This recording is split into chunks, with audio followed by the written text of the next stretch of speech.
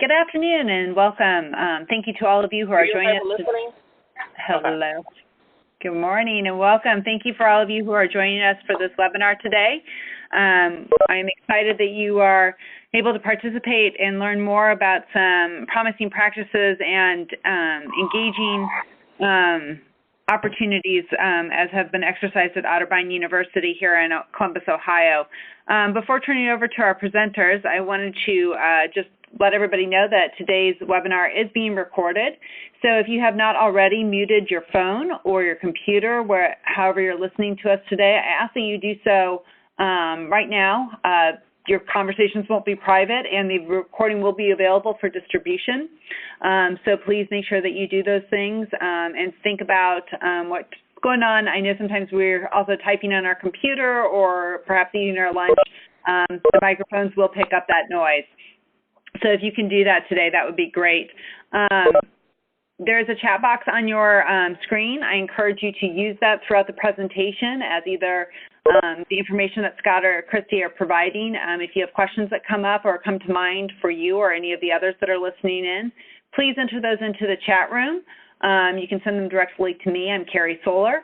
And I will then, as the presenters pause throughout the presentation, I will be happy to relay those questions as they come up to them for response. I know they're also providing their contact information at the end of the presentation if you wish to engage with them further about anything that they are sharing today, and I would strongly encourage you to do so.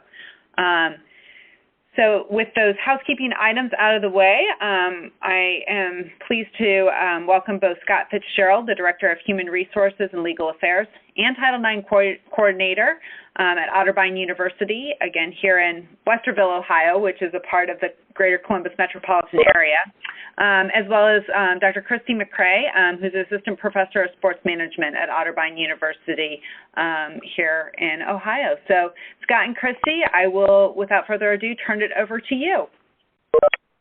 All right, thank you. We appreciate you taking time out of your busy schedule to be here today. The topics, we're going to be together a short period of time. The topics that we're going to discuss could easily take a day to thoroughly review. We'll try to hit the high points and give you some new ideas so you can take those back to see whether or not they could work on your campus. We will provide our contact information at the end, like Carrie said. Definitely encourage you to contact us. Uh-oh, hold on.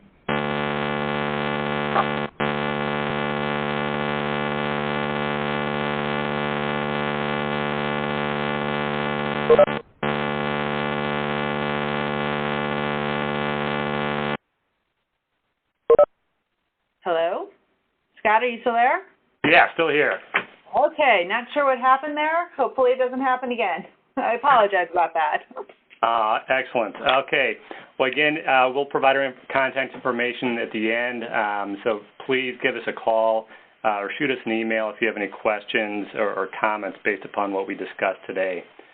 So the agenda for today's session can be seen on the next slide, which we'll talk briefly about Title IX and the compliance aspect of that. I think most of us probably know the big points regarding that. Then we'll focus more on engaging your athletic departments, and we'll talk about the compliance, the items that we have to check the box based upon our requirements, state and federal law. But we'll also, Christy will start talking about the strategic team approach. And that's actually where we try to move the needle, actually try to change the culture on our campuses that prevent sexual violence on campus. And then the last segment, we'll talk about engaging the community both internally and externally, because there's no way as a Title IX coordinator that we can do this job successful by ourselves. So that's the agenda for the time we'll spend together today. So take a look at the next slide. We'll just hit some of the high points of Title IX. If you're all familiar with the statute, it's actually a relatively short statute. It's about 37 words, but it packs a punch, and it's been around for some time now. So we have to deal with that statute. We have to deal with the courts. In the beginning, we'll be filing the lawsuits against the universities and schools, but now recently the respondents are the ones that are filing the lawsuit. And I think for a period of time there, some of the universities were taking a kind of a knee-jerk response in either promptly kicking people off campus or suspending them before, especially for public universities, before their due process rights were addressed, and coming back to haunt some universities. We've got the public opinion we have to be concerned about. We have the Me Too movement that is going on right now with a lot of reputational risk to businesses and to universities. And then specifically to universities, we had the situation Michigan State University and then USC, which caused their president to resign based on the situation there. And now we've got an ongoing investigation at Ohio State regarding a similar situation with a doctor who has since passed away, but may have acted inappropriately while he was working there. So these are definitely issues that we need to address at all of our schools, or Division I schools, or like Otterbein Division III. In addition to the Title IX statute, we've got to look at Clery and the numerous requirements that Clery requires our universities to follow. I know our chief at Otterbein kind of groans with each new requirement from Clery. Our Clery report now reaches 163 pages in length, and I'm not sure anybody's actually read page 1 through 163, but we are required to do that. And unlike Title IX, there are fines involved with any type of Clery violation. It's up to a nice round figure of $54,789 per violation. And I believe Penn State, their penalty was over $2 million. So we're talking some serious money violation of a very complicated requirement statute. Then we also have to, and I did not put this on the slide, but we have to be concerned about Department of Education and the Office of Civil Rights. They obviously were extremely active under the Obama administration, so much so there were lag times that reached over 4 years, which really didn't give justice to anyone. Now we have a new administration in office, and I'm not sure we know exactly what's going to go on. I'm not sure they know exactly what's going on. So, we at this end will have to figure that one out. I know there have been settlements that have just come out that we're reviewing to see how the Trump administration is handling these situations. Then, beyond the federal statutes, we've got the NCAA now getting extremely involved the spring of this year, 2018, and they have made some requirements that all universities have to follow.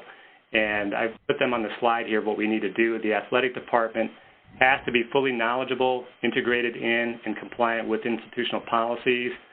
The athletic department has institutional policies that are readily available and provided to student athletes. Sexual violence. And here's the kicker here is that beginning this spring, the university president, the athletic director, and the Title IX coordinator had to go online and attest that your university was compliant with all these requirements. So if your athletic director was not partner before this, they certainly should be now with this requirement coming from the NCAA. But in addition to the NCAA, there's even more. Here in Ohio, we have ODHE has also gotten involved.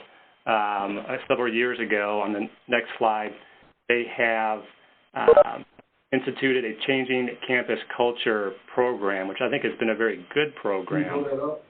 They've created 5 cornerstone practices designed to prevent and respond to sexual violence, trying to ensure that all universities, public, private, large, and small, get the information that they need to try to reach that goal of reducing and preventing sexual violence. They also require a survey now And if you don't use their survey, they've got benchmark questions that they'd like the universities to implement on their campuses. And similar to the NCAA, I think this was related to the Michigan State situation, they have requested information from all universities regarding the sexual misconduct and our athletic department. The spring of this year, that they require that information. Hi, someone's obviously got a phone going in the background. Can we please do what you can to mute that? I'm doing the best on my end, but there's a lot of noise coming in, disrupting the webinar. Sorry about that, Scott. Thank you. So that's sort of the overview of the compliance side of 9 and some of the state and federal requirements. So now on the next slide, talk about engaging our athletic departments. And I'm going to briefly discuss the compliance side, but we really have to, if we want to move the needle, that's when Christy's going to come in and talk about things that we can implement to help change the culture. But the athletic director is key here. It's a key ally in the situation. And you can't just go in and talk to your athletic director and say, this is what you have to do. That approach, I don't think will work. I think you can go in with the athletic director and state, these are the new requirements, and this is how I'm going to make your job easier. This is how I'm going to help you comply with these new requirements. I think if you take that approach, you'll have a better response from the athletic director. Here at Otterbein, these are some of the easy things that we do to check the box to meet those NCAA and Title IX requirements. All of our athletic department employees receive our sexual misconduct policy annually. The athletic department employees receive training from myself, SARNCO, and if those not familiar with SARNCO, that's our local rape crisis center. It's the Sexual Assault Resource Network of Central Ohio. It's operated by Ohio Health. It's an excellent organization. They assist with training as well, and then they're one of our subject matter experts as well as Dr. McCrae. She came in and helped with the training as well. It's nice to have different faces, different voices to add to the training, so it's not just, here comes Scott again talking about our compliance issues. We also, and again, trying to make it easier on coaches, we've created a one-page quick reference guide for the coaches and staff. So when they are in a situation, if something does happen, it can be a very difficult situation, and you can't always remember back to that 2-hour training what I'm supposed to do. So this is something that they can take with them that, again, hits the high points. So in that very stressful situation, they're able to pull that out and figure out at least the basic steps to get us involved. So we ensure that we're providing the services that are needed to help in that specific situation. On the next slide, I can finish this. Sounds like someone's got a dog out there. Our department also gets involved. They provide the Campus Security Authority training to our employees. Again, it's a different face, it's a different message, so that helps people's attention and learning that information. Our student athletes receive our policy annually as well. The students also have to complete an online training, and we make that mandatory. So student athletes cannot participate in their sport unless they have completed the online training. So again, these are the sort of the easy items that we've done here at Otterbein to check the box, which we all have to do to make sure we're in compliance. Before we get to Christy's part, does anybody have questions regarding that aspect of the PowerPoint so far?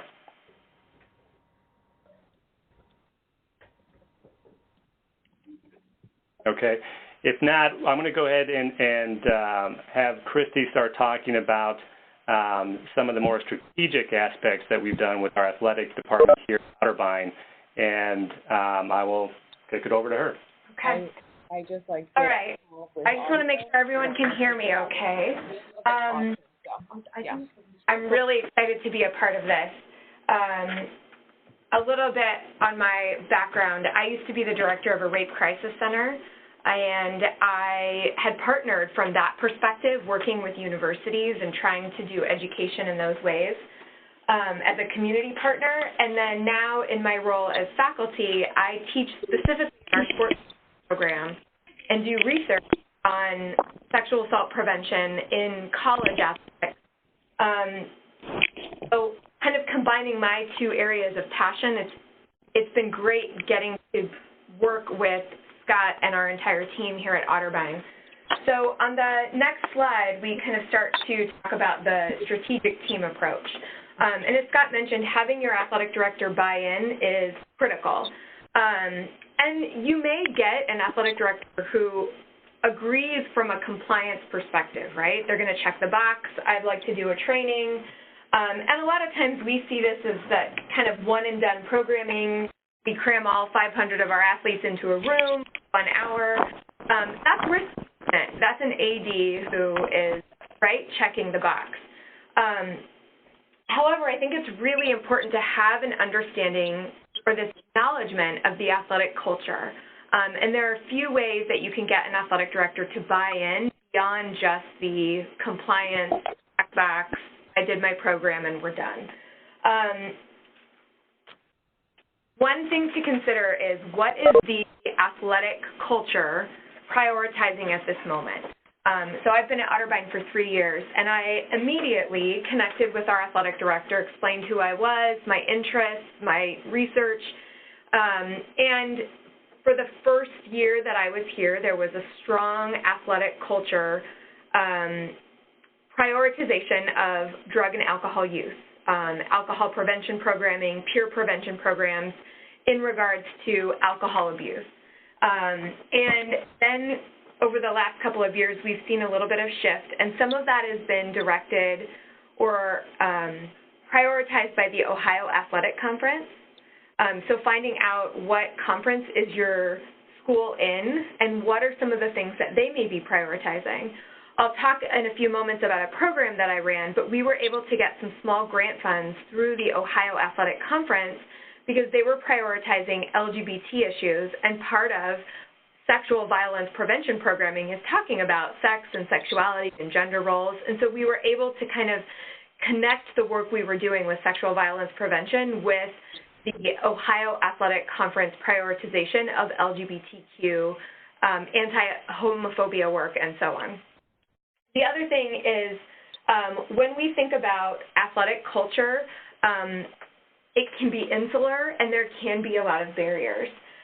So finding the right person for your buy-in can be critical. So if it's not your athletic director off the bat, there may be a coach or student leaders who may be interested in this. I think about perhaps the senior women's administrator or the SWA can be helpful in, if you can't get to the athletic director, you can try somebody else who may be interested in doing this kind of prevention work and have the ear of the athletic director if you can't get to the athletic director yourself. The other thing when we think about this acknowledgement of athletic culture is that depending on the level of athletics, time constraints are very real for these students. Particularly at the Division I level, they are likely devoting more time towards practice, game time, travel, film and video, other athletic training things. And so when they say our athletes don't have time for this, that is in part true. The athletes are quite busy. I think from an insider's perspective, having worked in athletics, when folks say, well, if it's important enough, you'll make time, there is a truth in that. If it's important enough, we will find a way to make time. But for folks who aren't heavily engaged in an athletic culture, they may not understand literally the amount of time that athletes are devoting towards their sport. And we kind of poo-poo the notion that, well, they have plenty of time if they really want to do it.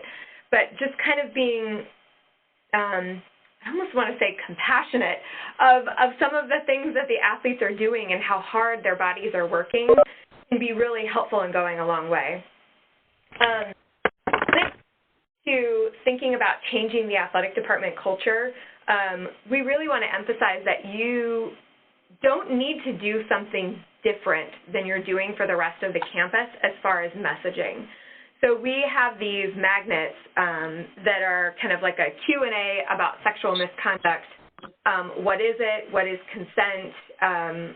A list of confidential resources, off-campus resources, how can students file a report, and it has all of our Title IX information on it. And these were created by our Student Wellness Office, but we have those magnets in the resident halls. They're given to faculty, but we also make sure that those are put in our locker rooms, our weight rooms, our training rooms, give them to coaches, make sure that they're visible in that same athletic space.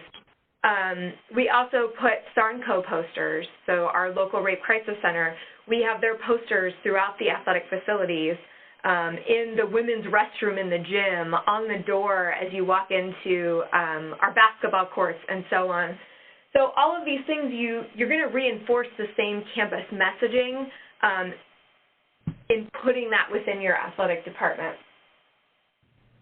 Next slide. So one way to start may be working specifically with athletic trainers. I know I am quite lucky in my role. I am in the Department of Health and Sports Sciences, which is tied to athletic training on our campus. And so I had a little bit of an in that way. But athletic trainers are actually really critical when we think about changing culture, because if a student is being harassed or has experienced sexual violence, they may be more likely to disclose this to their athletic trainer for a variety of reasons. The first is that the athletic trainer is someone that they may be more likely to have a closer relationship with because they are spending more one-on-one time doing rehab, PT, other exercises that they may not have that one-on-one time with their coach. The other thing is that if somebody has experienced some sort of violence or trauma, they don't want to look weak. An athlete is not going to want to look weak, and they may not want to tell their coach, right? They don't want to look like they are not capable of performing. They don't want to look distracted. So the coach may not be a person that they tell, and the athletic trainer is a trusted person that they may be more likely to tell. So I did a disclosure response training with our athletic trainers. We talked about consent, the very basics of rape culture, rape myths and facts. I spent actually probably the better chunk of my time with them talking about the neurobiology of trauma, how somebody is going to respond, how they may react afterwards, what we can do to help them recover. And then I explained to them our institutional policies around mandated reporting and provided. So that was one way to also start changing the culture. Or actually, I was able to have a good connection with our athletic director was through our athletic trainers. So the last way that we're able to change the culture is through working specifically with our student athletes. And so when we think about student-athlete culture, are student athletes more likely to be perpetrators or victims, or both? Research actually shows that male student athletes are more likely to hold sexually aggressive attitudes. They're more likely to have poor attitudes towards women. And while this can certainly vary depending on the team and the team culture and the university culture, broadly speaking, there's a lot of hypermasculinity that exists within athletics that may lead student athletes to be perpetrators at a higher rate. The NCAA has also done some research showing that student athletes are also more likely than non-athletes on campuses to be victims. So when we do programming, we really need to be cognizant of the fact that we are talking to both, right? We are trying to prevent perpetration, but we also want to create an environment that is safe and supportive for victims to come forward. Depending on your campus, student athletes are very likely to be leaders, both literally in their role as athletes. I know here at Otterbein, a lot of our student athletes are also involved in Greek life, and they participate in fraternities and sororities, which kind of give them this like double edge in changing campus culture, because not only are they hearing stuff from an athletic perspective if we're doing programming with them, they're also able to take that back through Greek life, which is another influential culture on our campus. And I mentioned this idea about time constraints. Finding ways to work around the time constraints that the athletes have can be really helpful as far as thinking about when are they in season versus out of season, what is a good time to capture them, can we bring food to the program? And some of those time constraints are also impacted by their team culture. If you get involved with your athletic department, you may find that there are going to be some teams where they have a very different culture. The lacrosse team may be very different from our football team, from our baseball team. And a lot of these teams can end up doing a really great job at holding each other accountable and prioritizing some of this work as well. So when it comes to actual programming, last winter, we did kind of a mini pilot program with 65 of our athletes. So over winter break, and this is what I mentioned around what are their time constraints, when are they available, we ran a program with men and women's basketball and wrestling because these are 3 teams that participate and practice over winter break, and many of those students are required or do stay on campus. And so they practice twice a day, and maybe they have a few games, but other than that, you have a pretty captive audience in them. So we ran this program. It's 10-hour programming. I created this program based off of best practices and the research in the field, as well as some findings from my dissertation. So we did sex-segregated programming, and we kind of kept them within similar years in school. So first and second year students were grouped together. Third and fourth year upper class students were grouped together. We used same gender facilitators. I facilitated for the women, and one of our staff members who has a strong background in masculinity work and studies facilitated for the men. We used lots of active learning strategies. As Scott and I talked to you for an hour, I will tell you, you should never just talk at an athlete or really any student for an hour straight. We have videos, activities, discussions, things where we literally get them up and moving around the classroom. And the other thing that is shown to be really effective is combining sports with survivor stories. We watched videos from Outside the Lines, which is an ESPN episode or ESPN television show. We read and heard from the Stanford swimmer, Brock Turner, from his survivor. We watched lots of videos, and all of these work to create empathy in the athletes so that they have a better understanding of what the victim experience may be like, with a true kind of recognition of how traumatic it can be to go through something like this. And time and again, the students say that hearing about it from a sports perspective really resonates with them because, right, they're not the other. Oh, this is happening in my sort of community on teams like mine. We will be running the program again in the fall with help from the ODHE Changing Campus Culture grants. We will do it for, again, it's a 10-hour curriculum. We'll do it basically 1 hour a week for 10 weeks with about 100 athletes, softball, women's golf, and tennis, and about half of our football program. Part of the reason we're using these teams is that they are coaches that are strongly supportive of this type of work. One of the coaches, in fact, said, you know, something like this implying sexual violence happened to one of my athletes a few years ago, and I don't ever want this to happen again, and he is all in. So this programming has 4 curricular components. We talk about sexual assault, consent, and rape culture, specifically tying that into sports. There's a quote there from a student who participated last winter. We talk about healthy sex and sexuality. One of the ways that we do that is we start most of our sessions using like a sex and anatomy trivia quiz as an icebreaker to get things started. We spend a lot of time talking about gender roles, healthy masculinity, femininity, assertiveness for women. And then the last curricular component is bystander intervention. And so the students, a lot of the students had this response of, I had no idea this sort of thing was happening or could happen on my campus, especially for smaller schools. We feel like, well, everybody knows each other, this is a safe place. And so this sense of it happens, it's real, it can happen here. Now that I know, I have a responsibility to step in and do something about it when I see it happening on campus. And so these 4 components are pretty critical. This is why the programming is 10 hours, not 1 hour, because it would be darn near impossible to touch on all of this in a 1-hour program with all of your athletes in the same room. So that's what we do to kind of integrate all of the stuff that we're doing with athletic trainers, coaches, the student athletes themselves. And I'm going to turn it back over to Scott. He's going to tell us about utilizing different talent pools. Before I jump into that, I do want to provide one example of a student that went through that training.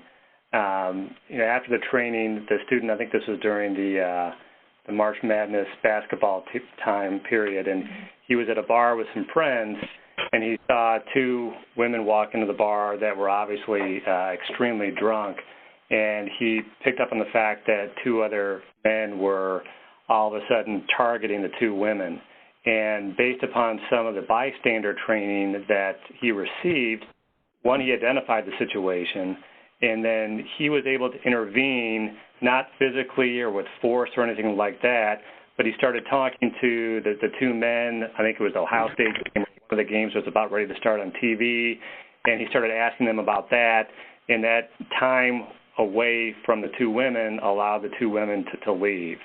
And that's something that I truly believe could have resulted in a very bad situation, but based upon the training he received, he was able to identify the situation and intervene in a manner that didn't cause violence or anything like that, but just distracted the 2 individuals. So, that evening could have ended tragically for those 2 women, but it did not. So I think that's something very important about the bystander intervention training that Christy did and that we all can do on our campuses, either through a program similar to this or Green Dot or some type of bystander intervention. It's just equipping our students with the tools to identify and then how to react when they do see it. So I think that was a great example of what can happen with this type of training.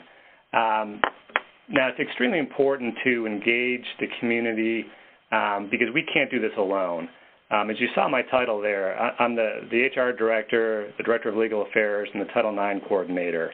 If I truly want to be successful wearing my hat as Title IX coordinator, I can't do it alone.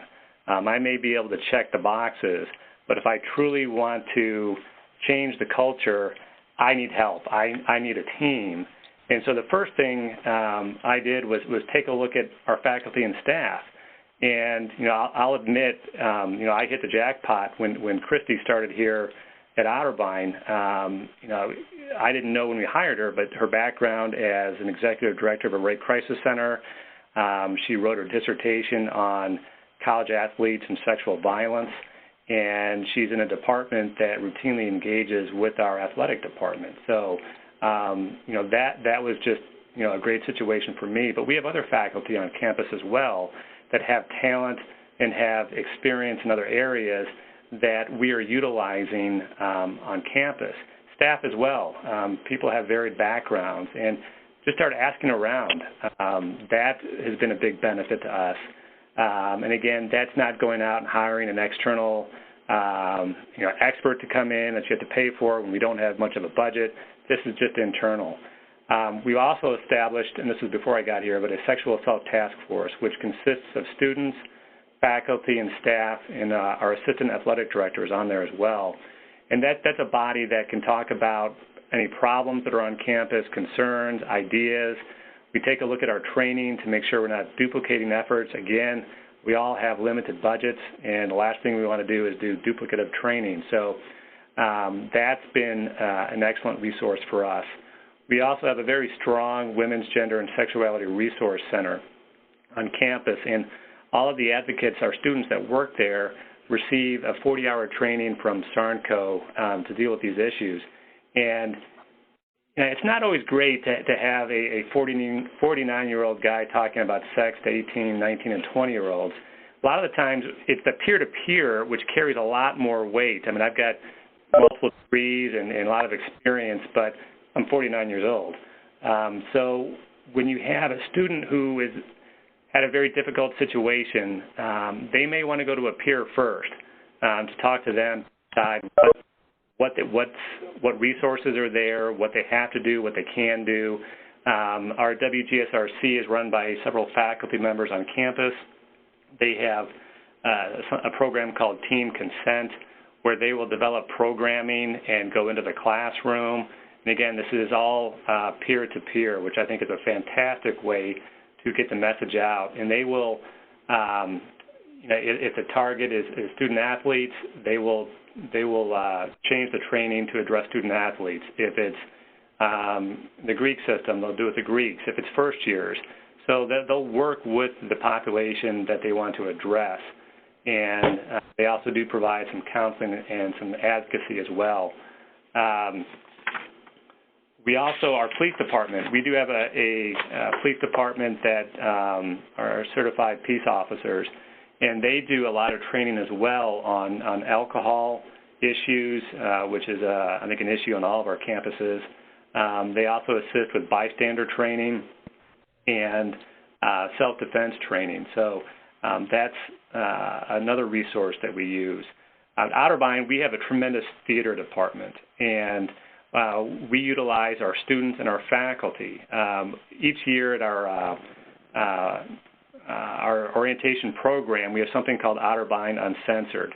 And what we do is we have our theater students and faculty write skits, realistic skits, of different situations that our first-year students will see on campus or near campus, and then our students will act them out and then talk about it afterwards.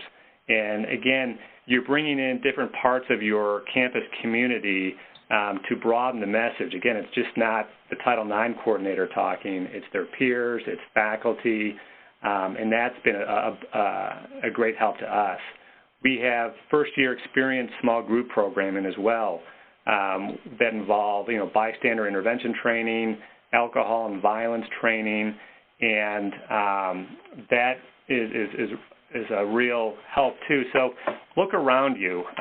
You're not the only person who can help with this, and if you really want to be successful, you need a total team effort. Again, you can check the boxes, but if you want to move that needle and actually change the culture on your campus, you need everybody's involvement to buy into this. And we're a small university. We have about 400 kids.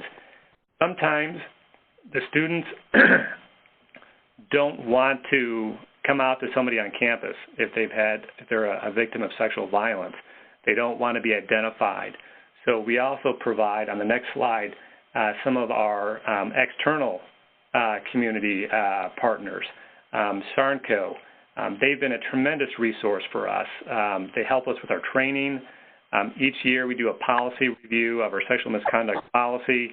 They will take a look at it from an external view, which I think is always a very good idea, whether you have an outside counsel or an outside rape crisis center to take a look at your policy, so you're not just always looking at it yourself, because whether we want to admit it or not, we all wear blinders at times. But also grants. They may have access to grants. This past year, Sarnco paid for 5 Otterbein employees to go to Ohio State and attend Green Dot training, a 4-day training there.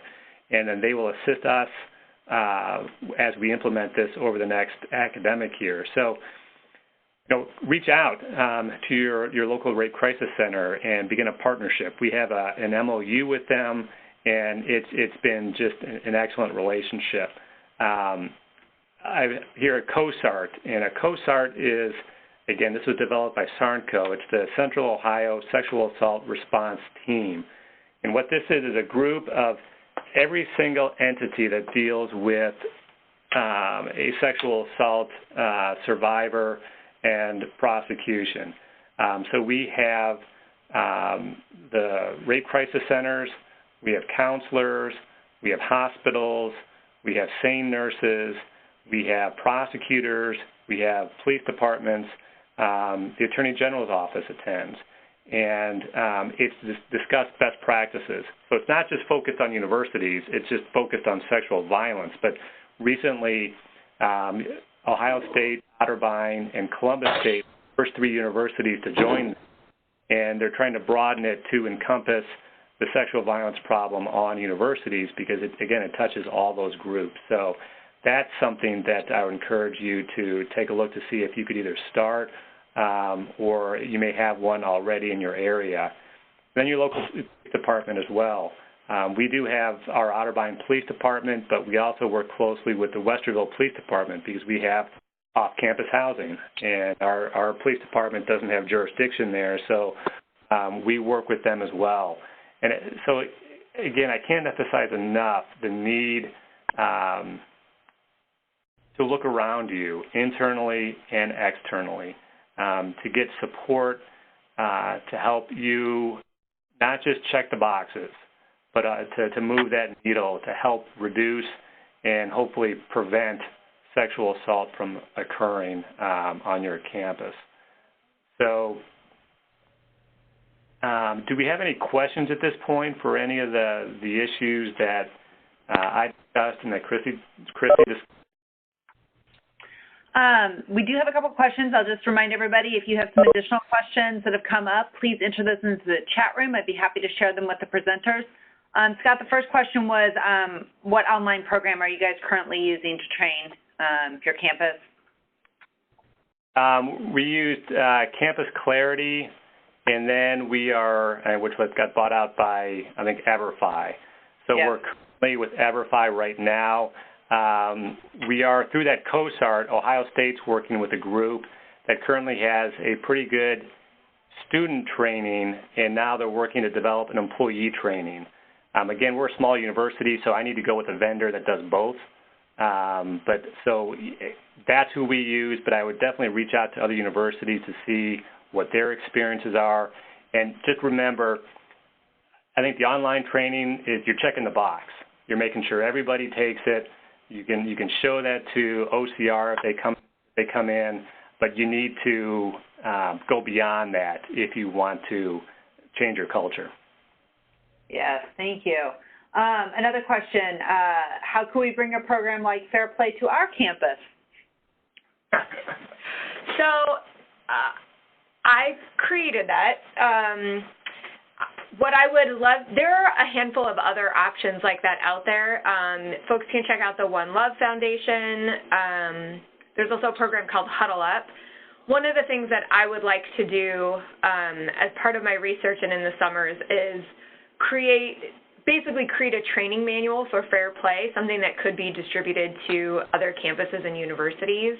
And as long as you have someone on your campus, if your campus is big enough that you have a prevention staff, or if you partner with a local rape crisis center, the hope would be that this would be a curriculum that can be distributed, and folks can get a manual and do it on their own. If anybody is interested in learning specifically about it, I'm happy to chat offline or email with you and share some of the specifics about what we're doing. Awesome. Another question for you, Christy. How long is the bystander intervention section for the Fair Play program? Right now I have it at about 90 minutes. We could probably do it in 60 minutes if we needed to. All right. Another question for you. How is healthy masculinity addressed in the Fair Play program? So we watch a TED Talk by Tony Porter. We do some activities around, many of you may have heard of something called the Man Box. And so we talk about traditionally what's been expected of men, that places them in the box: be strong, be stoic, be the provider. The students engage in imagining what, kind of who their male role model would be, talking about those qualities, and the facilitator helps guide a discussion on, how do we change masculinity from being the quiet, stoic, only allowed to be angry man to, for example, having other emotions, being sad. We talk about what it means to be a good, quote, a good man. How do we use our role and our stature to intervene?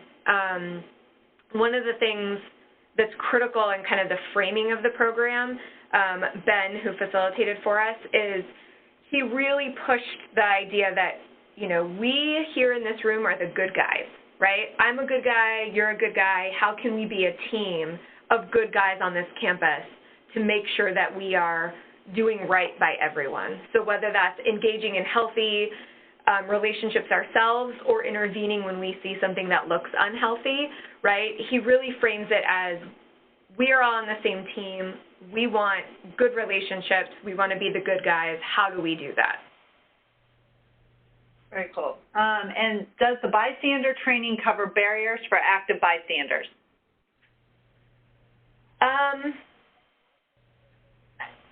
I guess I'm not exactly sure what we mean by barriers, but it does provide a variety of ways to intervene. So, for example, if you're alone and you don't feel safe, what are ways that you can intervene and still continue to, you know, be safe yourself?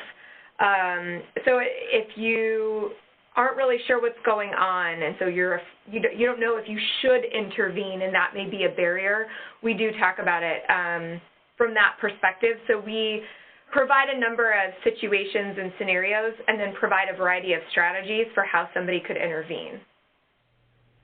Awesome. Could you speak more about the empathy section for Fair Play? A lot of that is through hearing survivor stories. So this takes a long time, and it's actually a big chunk. But there was a reporter, many of you may have been aware that when Brock Turner was being sentenced, his victim wrote a letter, and it was widely publicized on the internet. And there was a reporter who actually read almost the entire thing on air one day, and we watched that video. It's like 25 minutes. It's a pretty good chunk. One of the things that I would like to incorporate moving forward is including some of the victim impact statements from Larry Nassar and the gymnasts. So this traditional media coverage, as well as just kind of culturally, societally, we often don't talk about the impact that this has on survivors.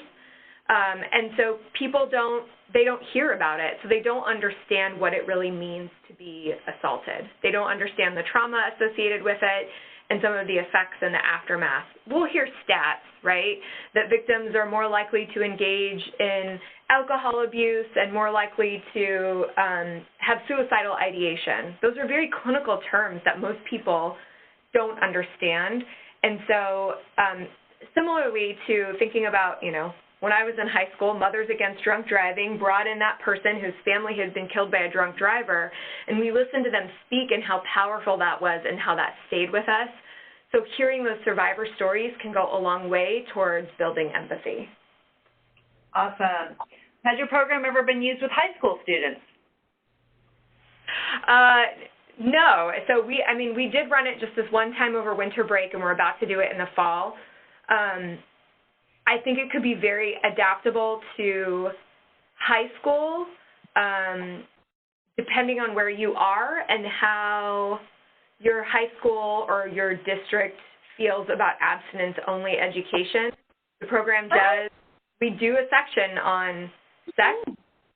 What does healthy sex look like? We talk about body and birth control, and so as long as it's comfortable. No, I'm waiting for the... Hey, somebody, you're having a conversation that all of us can hear. They're not responding. They're not reading. That's okay. So as long as the high school is comfortable with talking about sex, I don't see why this could be used at the high school level. But they don't factor in previous conditions. Like I have chronic lower back pain. Sorry, I cannot find who's talking right now. Yeah. Mute them. You did have another question about, well, while I'm trying to find that, Scott, we've had a lot of requests for the template for the magnet. Would you like them to contact you directly about that? Yes. Okay, so if you are interested in the template Otterbein uses for the magnet, you can see Scott's contact information up on your screen right now. I would really encourage you to reach out to him directly. And Christy, another question. When engaging student athletes, do you experience resistance to engagement based on feelings that they may have been targeted as more likely to perpetrate? And if so, how do you deal with that? One of the ways that I always start any of my programming, and I talk a lot about this in my own classes as a faculty member, as a sport management professor, typically 50 to 75% of my students are student athletes. And I will often start this by saying most sexual assaults are perpetrated by men, but we also know that most men are not perpetrators. So I kind of set the tone for, we know that most of you are the good guys, similar to how Ben, brings this up. And we know that you want to make your community better and safer. We know that you're an awesome leader on campus, right? We really pump them up about how great they are, and say, here's what we know. People who hold more, rape myth acceptance attitudes are more likely to perpetrate. People who hold more traditional gender role stereotypes are more likely to perpetrate. So what we're going to do is talk about these issues in an attempt to educate ourselves, right? I think it's really in the same way that you would approach any other crowd. You would never walk into a room full of people and say, I'm pretty sure you guys are all about to perpetrate sexual assault, so here's how we stop that, right? And we talk about the research. Here's the research that's out there that shows that athletes are more likely to hold sexually aggressive attitudes. And we have a conversation. Why is that? Why do you guys think that? Why do you think the research shows this? If we don't want to be perpetrators and we want to be the good guys, how do we, use Scott's language, how do we move the needle? How do we shift that as a team culture or an athletic culture on campus? And we'll do one more question real quick. These have been fantastic questions. I really appreciate everybody putting them out there. There's one more question, and then I'm going to just ask if you have any further ones, either contacting Christy or Scott directly via their contact information on there. The last question, how can rape crisis centers more effectively make connections with universities so we can support their athletic departments? You want to talk a little bit, I know we've got a phenomenal resource here in Central Ohio, but Scott, you want to talk a little bit about, or Christy, those connections and how it's gone from there? Well, I think if I'm a rape crisis center, I would proactively contact the Title IX coordinator at the university that you're targeting, and try to schedule a meeting where you can go out there and talk to them. Because I can guarantee you that, especially if it's a small or medium-sized university, they don't have much of a budget to handle these issues, and that I think many people would welcome them to campus to listen to them. Again, I think you want to position yourself as, how can I make your life easier? It's like when I approach the athletic director, I'm not going to tell the athletic director what she needs to do. I'm going to approach the athletic director and ask, these are some things that I think can make your job easier. And I think maybe that's an approach that a rape crisis center could do with a university, is take it from that approach. Because somebody called me and asked me that, I'm listening. I want to meet with that person because we all have a tremendous amount of work to do. And I think that would be a great avenue. On the flip side, if I'm a university, I'd find out and I don't work with a rape crisis center, I'd make that phone call today and just give them a call and say, hey, can we talk?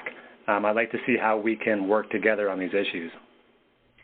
The other piece I would add to that as well is see what resources are available through your state coalition. Like, we have the Ohio Alliance to End Sexual Violence, or in California, it's the California Coalition Against Sexual Assault, CALCASA. Depending on where your university is, if it is in a small area, there may not be a large rape crisis center to support it like we have in this metropolitan area here in Columbus, but your state organization may have resources or may have the opportunity to help you. Connecting with the Title IX director or coordinator is a great step.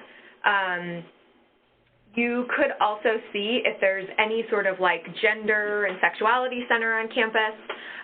That may be a good place to kind of at least get your foot in with the university to then make your way towards athletics.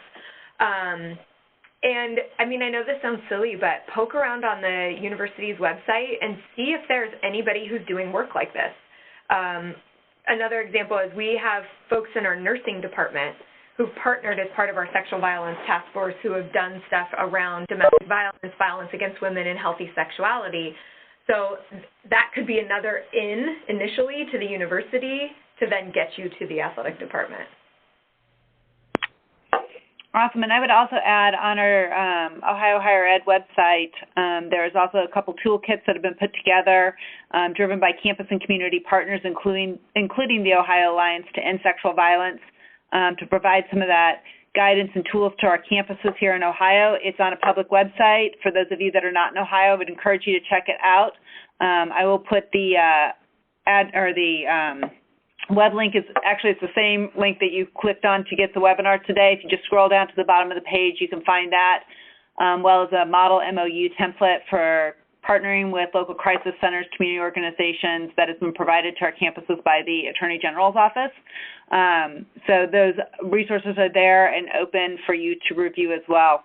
In addition to the great advice that Scott and Christy just gave, I would wholeheartedly support what they shared. Thank you, Scott and Christy, for your expertise today and for sharing the amazing work you're doing there at Otterbein.